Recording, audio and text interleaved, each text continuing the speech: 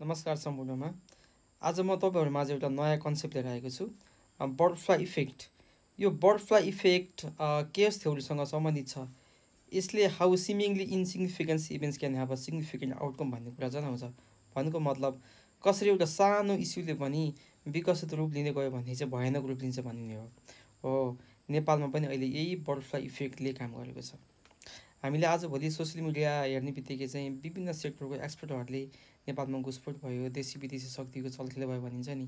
Okay, यो कुरालाई हामीले एकछिन कर्नरमा राखौँ। तर आजको दिन आउनुमा चाहिँ डेप्थ रिजन के हो त, क्रुसल रिजन के हो त, हामी त्यतापट्टि जाउँ। तत्कालीन सरकारले सोसियल मिडिया ब्यान गर्ने नोटिस जारी गरेको थियो। सरकारले एकापट्टि नोटिस जारी गरेको थियो भने अर्कोतर्फ युथहरूले चाहिँ नमान्ने, अझै त्यति बेलाको अपोजिसन लिडरहरूले पनि यो गर्नुहुन्न भन्ने कुरा चाहिँ भनिरहेकै थिए। अन्ततः सरकारले सोसियल मिडियामाथि ब्यान लगायो।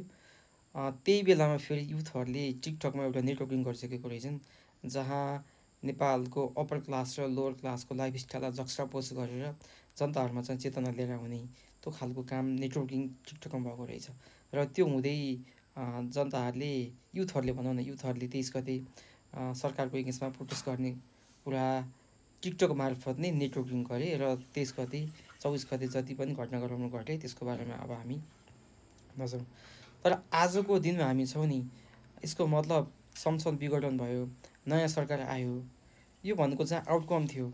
तर यसको बटरफ्लाई इफेक्ट भनेको तत्कालीन सरकारले सोसियल मिडियामाथि ब्यान लगाउनु थियो कि त्यो इन्सिग्निफिकेन्ट एक्सन थियो।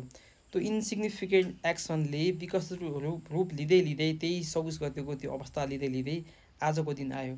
This is what you call butterfly effect. त्यही भएर शक्तिमा भएको मान्छेले अथवा कोही पनि व्यक्तिले चाहिँ कुनै पनि निर्णय गर्नुभन्दा पहिला त्यसको आउटकम कस्तो हुन्छ भनेर बुझ्नुपर्ने हुन्छ।